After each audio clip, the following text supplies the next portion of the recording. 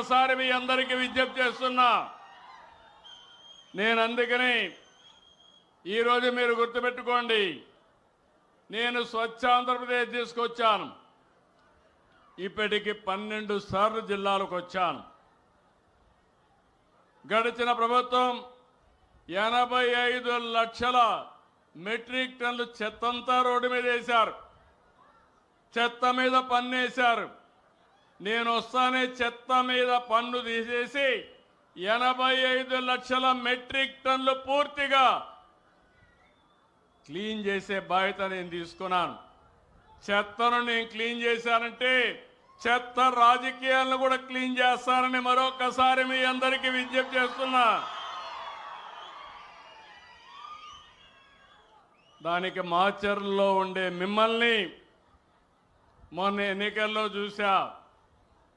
ప్రజాగ్రహం అంటే ఎట్లుంటుందో మొన్న ఎన్నికల్లో మాచర్లలో 33,000 మెజారిటీతో గెలిపించారంటే అది మీ స్ఫూర్తి. అందుకే నేను ఈరోజు ఇంకా నాకు ఈ మాచర్లు అనగానే గుర్తొస్తాయి. చంద్రయ్య ఆ రోజు చంద్రయ్యను చూస్తే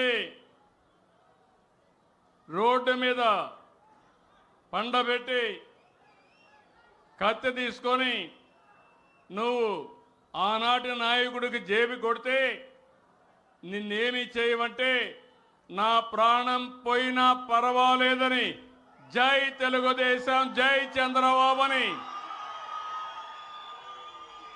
ప్రాణాలు వదిలాడు. ఒక వెనుకబడిన వర్గాల బిడ్డ. అదే సమయంలో జాలయ్య ఇక్కడ రక్షణ లేకుండా ఎక్కడికో పోయి తలదాచుకుంటే అతి కిరాతకంగా అతన్ని చంపేసే పరిస్థితికి వచ్చారు. అదే మాదిరిగా ఇప్పుడు మన మధ్య లేడు నంబూరి శేషగిరిరావు కూడా వీరోచితంగా పోరాడారు. అలాంటి ప్రజాస్వామ్య వీరులకి మరొకసారి మనస్ఫూర్తిగా వాళ్ళ సేవలు కానీ అవన్నీ తలుచుకొని శ్రద్ధాంజలి ఘటిస్తున్నానని చెప్పి కూడా నేను మీకు తెలియజేస్తున్నా.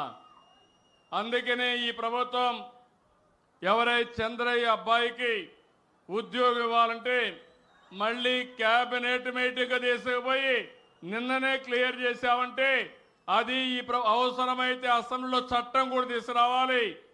ఈ అసెంబ్లీలో చట్టం కూడా తీసుకొచ్చి వాళ్ళ అబ్బాయికి ఉద్యోగం ఇప్పిస్తున్నామంటే ఎవరికి అన్యాయం జరిగినా ఈ ప్రభుత్వం ఉపేక్షించదు. న్యాయం చేసే వరకు అండగా ఉంటామని మరొక్కసారి మీ అందరికీ హామీ ఇస్తున్నా. 5 సంవత్సరాల్లో చాలామంది నాలాంటి నాయకుడే మాచర్లకు రావాలంటే రాలేకపోయానంటే ఇంకా చిన్న చితక పరిస్థితి ఏంటని అడుగుతున్నా. ఇప్పుడు నేను అడుగుతున్నా, ఈరోజు స్వేచ్ఛగా మాచర్లకు ఎవరైనా రావచ్చునా లేదా అని మిమ్మల్ని అడుగుతున్నాను. అది అప్పటి పరిపాలన ఇప్పటి పరిపాలనకు వ్యత్యాసం అని చెప్పి కూడా మీకు తెలియజేస్తున్నా.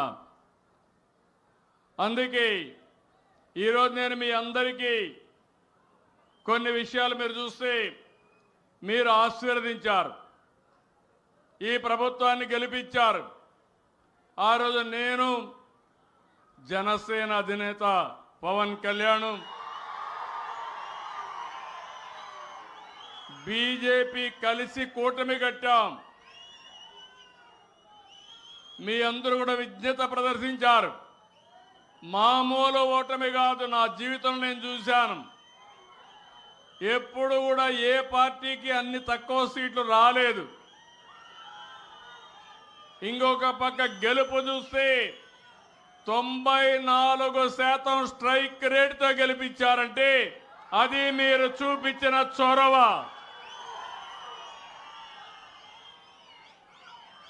నేను ఆ రోజు చెప్పాను, అభివృద్ధి చేస్తాను,